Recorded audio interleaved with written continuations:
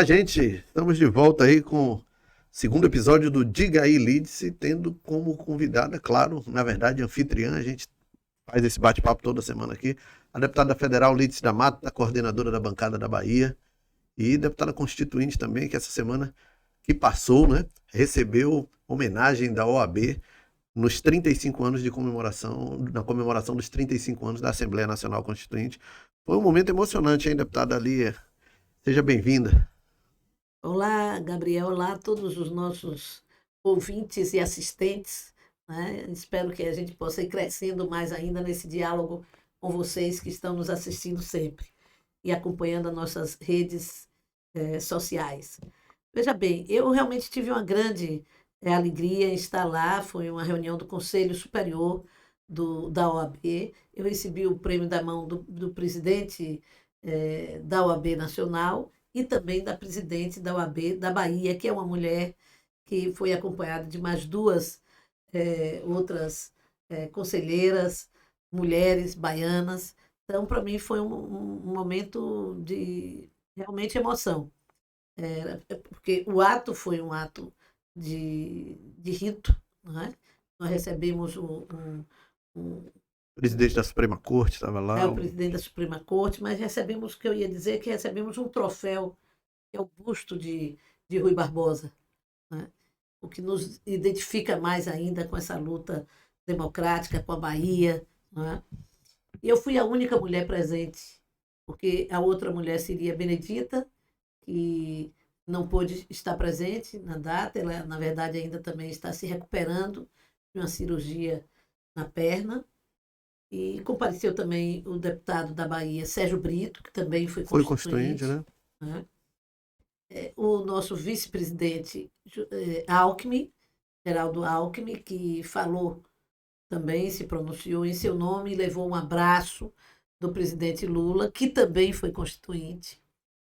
E no Senado Federal, os dois senadores que hoje são que foram constituintes e hoje são senadores ainda, o senador Renan Calheiros e o senador Paulo Paim, nenhum dos dois pôde ir. Renan, à época, era deputado e Paim também era deputado. E ambos continuam, desde aquele período, com a participação no Parlamento brasileiro. São 35 anos, portanto, que eles têm de parlamento. Não é o meu caso. Constituinte lembra a nossa legislação, a Constituição, que é a nossa Carta Magna, mas por falar em lei, eu quero puxar aqui um assunto que intrigou muita gente essa semana. O ministro da Justiça, Flávio Dino, foi muito atacado nas redes sociais pela bolha bolsonarista, e eu queria saber por que tanto atacam, tanto miram no Flávio Dino. Geralmente, fruto bom é que atrai pedrada, né, deputado? Exatamente. Ele uma vez até disse isso, que ele, diante de um bolsonarista lá que o atacava, ele disse que ficava feliz que ele pensasse tudo aquilo dele, porque ele não gostaria de ser elogiado por aquela pessoa, né? Então, eu acho que tem duas razões assim muito fortes. A primeira é o fato de Dino, na posição de ministro da Justiça, estar enfrentando a discussão do desarmamento no Brasil. Né? No período do governo anterior, cresceu muito rapidamente as lojas de venda de armas, de importação, de fabricação de armas. O governo propagandeava isso, né? O presidente da República estimulava, e todos os seus membros de governo até andavam armados, alguns em alguns lugares, como foi, por exemplo, o ministro do Turismo. Né? E isso envolve também os clubes, né, de treinamento esportivo e etc. Sendo que uma parte deles não se resume a, a, a isso. Então, essa negociação sobre o desarmamento, de um controle maior do armamento no país, levou a uma irritação muito grande àquilo que é conhecida na casa como a bancada da bala, e que concentra muito sua participação na Comissão de Segurança Pública. Então, eles ficam muito irritados com o ministro Flávio Dino, atacam de forma muito agressiva, ameaçadora e de baixo nível. Não é? O presidente, no primeiro momento, ainda se mantinha meio afastado disso, mas depois também foi tomado por essa mesma postura. Né? Presidente que a senhora fala, o presidente da comissão. Da comissão. Para vocês terem ideia, tem mais de 8 pedidos de convocação do ministro, não é nem de convite, de convocação do ministro para depor naquela comissão. E foram aprovados todos da mesma sessão. Um deputado se levanta e convoca, e o outro se levanta e convoca. Por uma filigrana de diferença mais ou menos para poder impedir o ministro de trabalhar, na verdade. Impedir de trabalhar, tentar desmoralizar, tentar colocá-lo contra a parede, pressioná-lo para que ele possa ceder nessa que é uma política fundamental do governo do presidente Lula e nosso, do ponto de vista programático. Né? Nós não queremos o crescimento de número de armas no país, nós estamos vendo isso, essa cultura da guerra, essa cultura da morte. Semana passada um menino atacou uma escola, né? Uma escola com acesso à arma, e a gente vai vendo, mas teve uma dessas escolas que não foi revólver, foi arma branca. Sim, mas na maioria tem sido o uso de revólver. Arma de fogo. Né? Com uma arma de fogo. Às vezes até acidentalmente. Eu vi que recentemente, acho que foi aqui na Bahia, inclusive a semana passada, que uma menina, um irmão, né? Um irmão, que é uma tragédia na vida de uma família, que acaba a família, acaba literalmente a vida daquele que se foi, e destrói a vida do que ficou, e dos pais, e de todos. Né? Mas o Dino tem feito um enfrentamento muito grande ao crime organizado no Brasil, né? Ele tem enfrentado o crime organizado, enfrentou os bolsonaristas, os terroristas do 8 de dezembro, 8 de janeiro, né? Aqui foi uma confusão com o aniversário de meu neto. O 8 de janeiro, né? Que odeiam Dino porque ele tem rebatido muito bem. Das vezes que ele foi à Câmara, ele foi o ministro que mais foi depor na Câmara. Né? Já foi 8 vezes à Câmara. Alguns deputados chegaram a choramingar, dizendo que ele estaria querendo humilhá-los, né? Sem falar que outros chegaram a dizer claramente, é melhor não ficar trazendo esse cara, porque ele vem para aqui e tenta nos constranger, consegue nos constranger, chega a desmoralizar as pessoas, e por isso eles vão crescendo na tentativa de ataque. E a presença do ministro Dino, esta semana, na comissão de fiscalização financeira e controle, foi muito boa. Foi muito boa porque ele pôde desconstruir as mentiras que são levantadas sobre a sua participação no governo e, ao mesmo tempo, foi feito um acordo com a presidente da casa sobre horário. Ele foi de 10 da manhã até 1 da tarde, porque também é um abuso o que se faz. Pega o ministro, bota lá, se inscreve todo mundo, fica repetindo pergunta, fica massacrando com pergunta, parecendo que a pessoa está numa inquisição, e impede o ministro de trabalhar.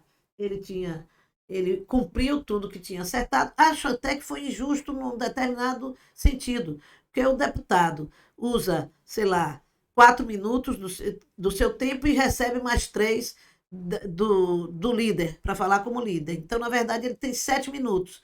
Ele leva 7 minutos fazendo uma pergunta. Que, na verdade, é discurso, né? Uma pergunta. É um discurso com um monte de questão, de acusações, etc. E o ministro tem 3 minutos para responder.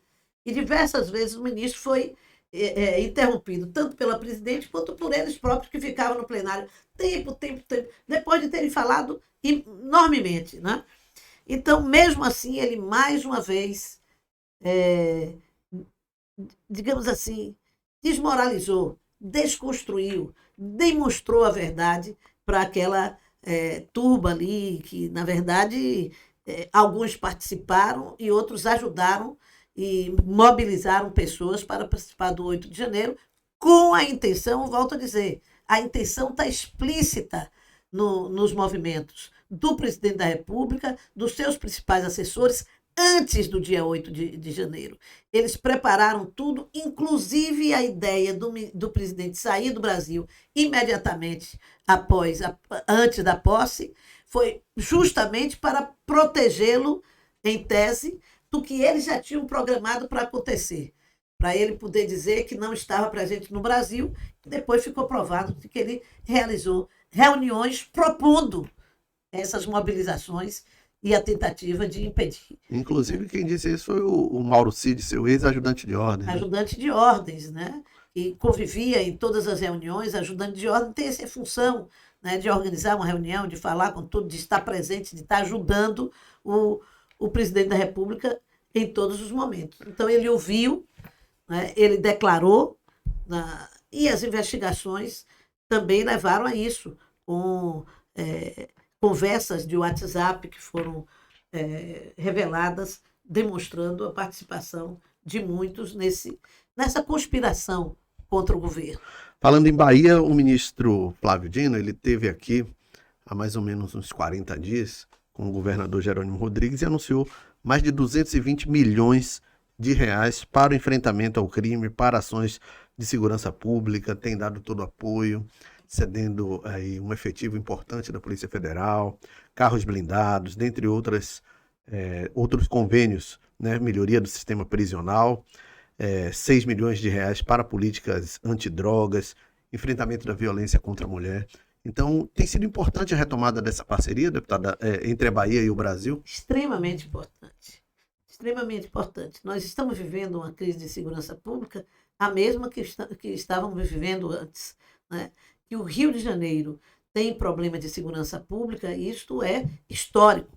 Há pelo menos 20 anos que a gente ouve falar nisso, ou mais. Estou me lembrando dos últimos 20 anos. São Paulo já teve crises terríveis na segurança pública também. Nós já vivemos isso no Ceará, né, há 2 anos atrás. Já tivemos isso no Rio Grande do Norte, no início desse ano. Né? Tivemos aqui na Bahia de outro tipo de crise, a crise com funcionários, com polícia militar, etc. E agora tivemos uma crise também na Bahia, uma crise que é consequência desse processo de crescimento e descentralização do crime organizado do Sudeste do Brasil para o Nordeste, vinculado ao tráfico de armas, vinculado ao tráfico de drogas, mas efetivamente de maneira organizada e comandada numa máfia que busca estabelecer territórios de poder, né? Mas o ministro, e é outra área que eles tentam atacar o ministro, disseram nessa audiência que ele não esteve em nenhum dos estados, que é uma mentira. Ele esteve presente no Rio de Janeiro, ele esteve presente em São Paulo. No dito dia da comissão, ele não foi para poder ficar atendendo na comissão. No entanto, o seu secretário nacional esteve no Rio de Janeiro, acompanhado do secretário nacional de segurança. E na Bahia, mais de uma vez, você falou aí de uma vez, que foi a última que nós tivemos lá na sede nova, da Polícia Federal, lá no Comércio. Da Polícia Federal, mas antes ele já tinha estado aqui distribuindo equipamentos, viaturas, motos novas, armamento, munição, enfim.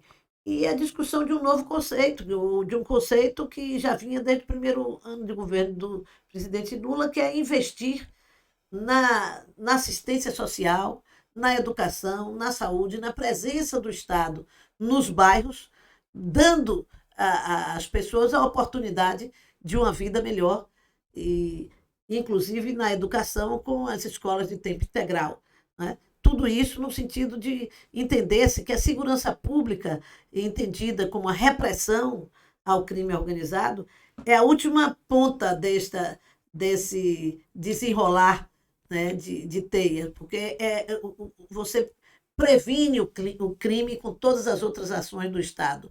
E quando já não tem mais o que prevenir, quando o crime já está sendo realizado, você tem que reprimir e punir. Muito bem. Deputado, agora vamos falar de outro assunto, vamos falar de Congresso Nacional, especificamente Câmara dos Deputados. Essa semana, o governo Lula teve uma vitória importante, que foi a taxação das grandes fortunas, dos super ricos, lá como chamam alguns colegas de imprensa. Sem dúvida, foi mais uma vitória do governo Lula. Veja bem, desde o início, o governo Lula tem avançado numa direção de apresentar o seu projeto para a economia brasileira.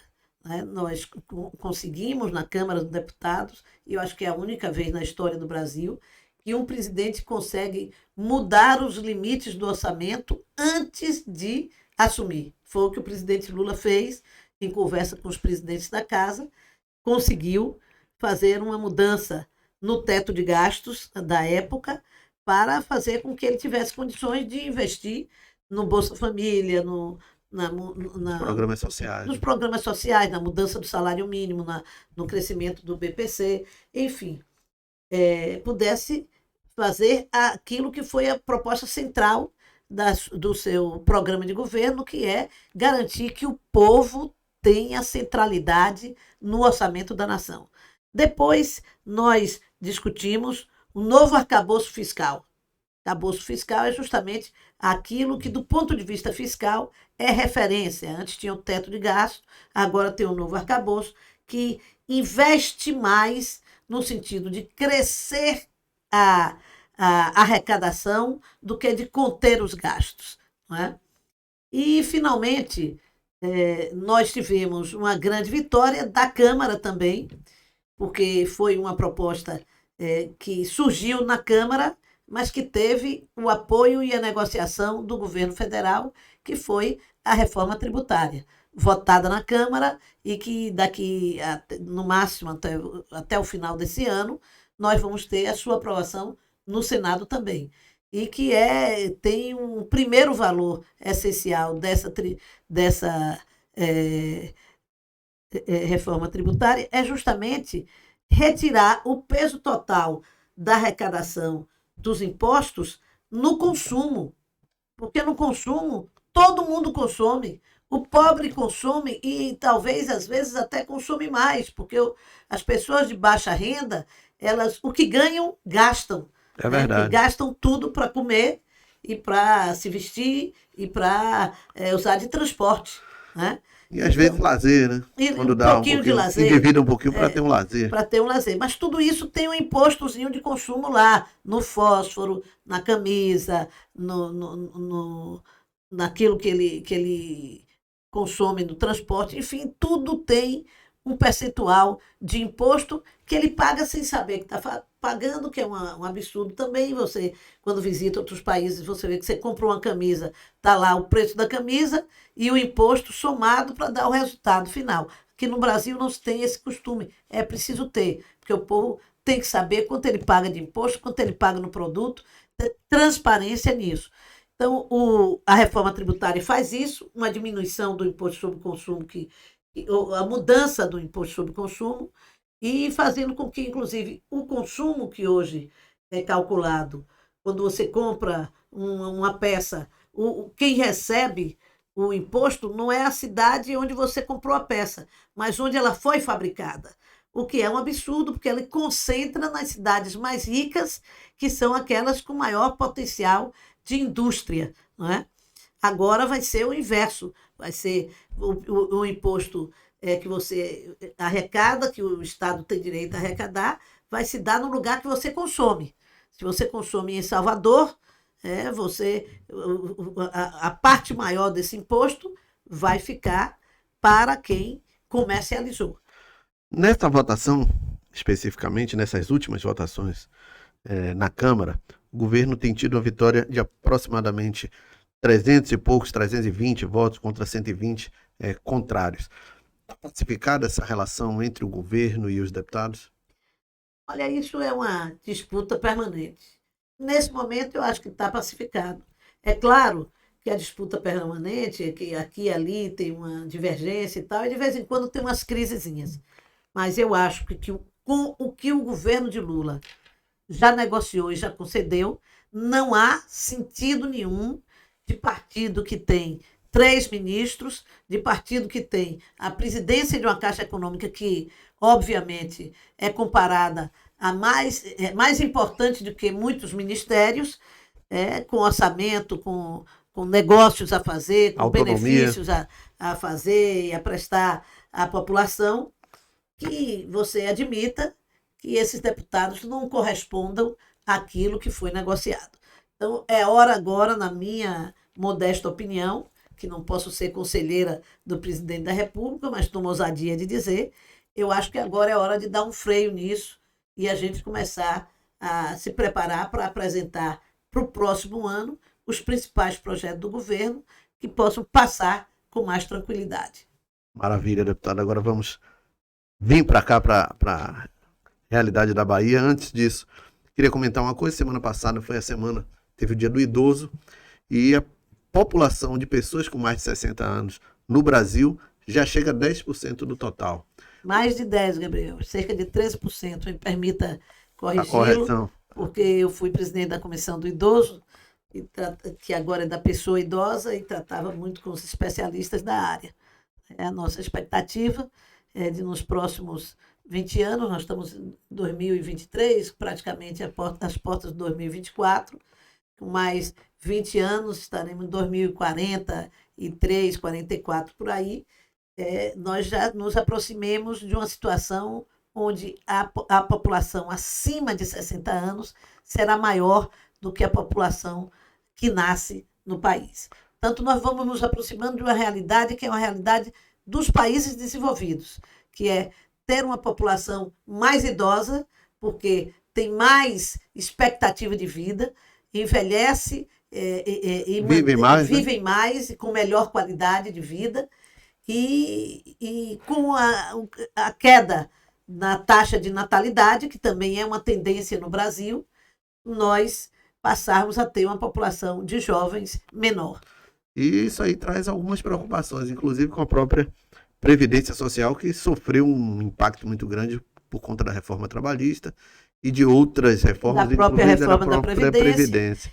Das últimas ações do governo do Inominável, que chegou a aprovar a possibilidade praticamente de terceirização dos serviços de assistência social e de perícia do próprio Ministério, que tem a sua essência nessas tarefas, né?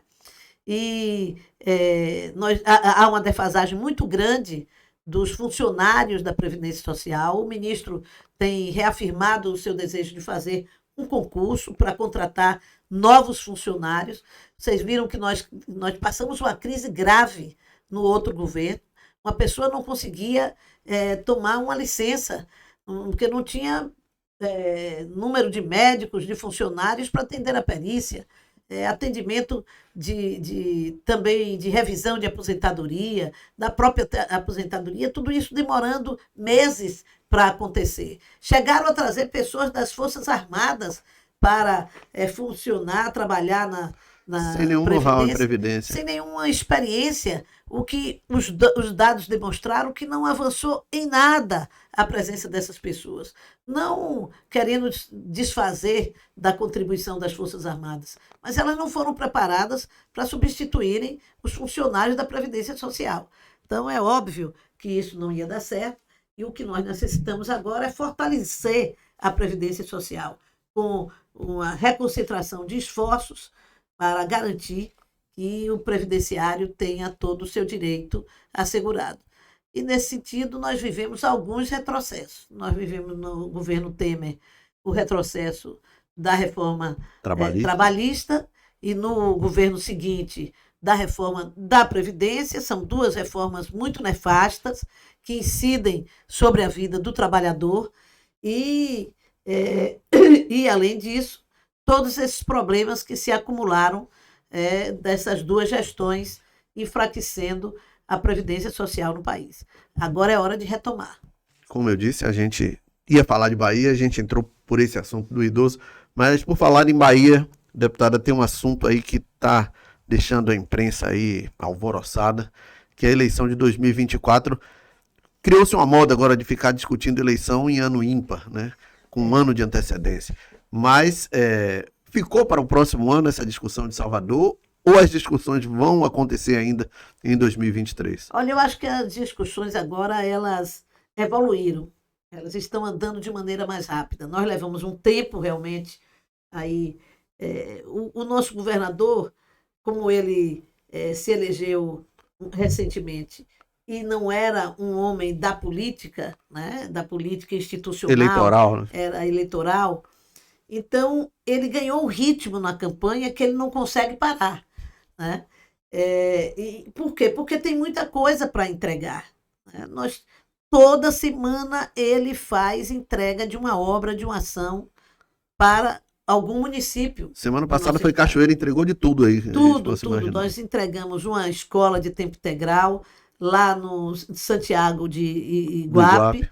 Depois fomos, anunciamos novas obras, obras de integração interna dentro das comunidades de Cachoeira, com novas vias, com novas rodovias, fazendo com que, inclusive, através desse investimento, dessas interligações, nós possamos ligar essas vias à BR e, portanto, fazer com que haja uma nova forma de ir para a Cachoeira com um caminho com 4 quilômetros a menos do que tem hoje. Vai ganhar tempo a galera Ganha aí. tempo e, principalmente, se une, porque esses são distritos de trabalhadores rurais, da agricultura familiar, de quilombos, e que as pessoas têm estradas vicinais em péssima situação. Então, a expectativa é que o governador anunciou são 32 milhões de investimento, né, para ligar, acho que 6 comunidades ou 7, não mais do que isso, e, que permitirá um nível de integração maior dentro do município para escoamento da produção, para vivência melhor, né, qualidade de vida, né, para que as pessoas possam se encontrar e para que tenham acesso aos serviços de saúde, de educação de forma mais rápida e com mais Mas qualidade. voltando ao tema eleições, a senhora aproveitou o gancho aí de que o governador está correndo para um lado e para o outro. Então as coisas estão correndo melhor dessa vez aí.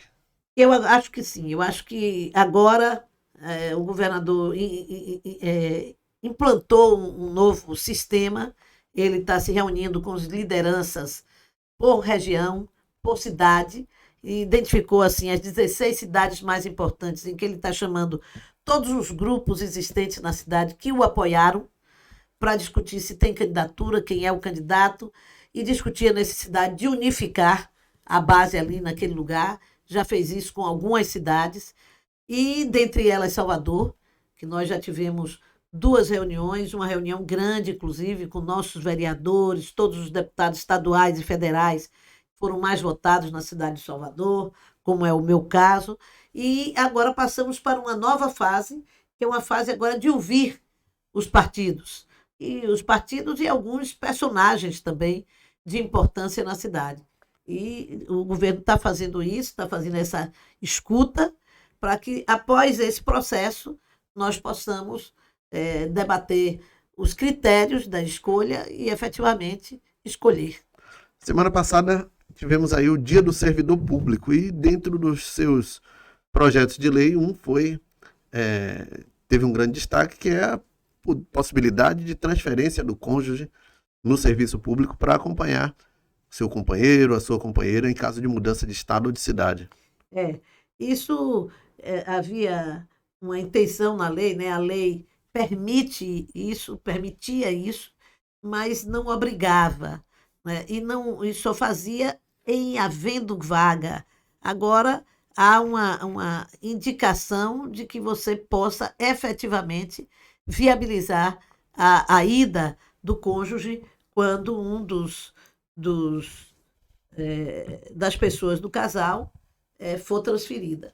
Então, essa foi uma vitória, e esse projeto foi construído justamente por pessoas que me mandam e-mail, me mandam sugestões, e buscam esse tipo de integração do casal. Quanta gente não passa no concurso e o marido vai para uma distância enorme, ou a mulher vai para outra distância enorme, e apesar de ter ganho uma estabilidade, digamos assim, no emprego, uma carreira para percorrer, vem com um nível de sofrimento imenso de afastamento da família. Então, nós precisamos ir resolvendo essas coisas de maneira mais natural dentro do serviço público. Deputado, muito obrigado. Semana que vem a gente está de volta aí com mais Diga aí, Lídice. E tem passa rápido aqui, né, deputada? Diga aí, gente, olha, volto a dizer, você pode mandar a sua pergunta aqui para nós, para que a gente possa ir respondendo. Pode até no próximo podcast, quem sabe a gente já ir respondendo as mensagens que vocês nos enviarem. Faz isso como, Gabriel? Siga a deputada nas redes sociais, @Lídice da Mata, está lá presente no Facebook, no Instagram e também no TikTok e aqui no YouTube, onde você está acompanhando essa transmissão. Marca aí um joinha para dizer que gostou, deixa aí o seu comentário e encaminha esse link para o amigo, para a amiga que perdeu esse bate-papo aqui com a deputada Lídice da Mata, onde ela sempre está atualizando os assuntos de Brasília e também daqui da Bahia, bem como do seu mandato de deputada federal, representante da Bahia e coordenadora da bancada. Até a próxima semana e um grande abraço. E semana que vem tem mais.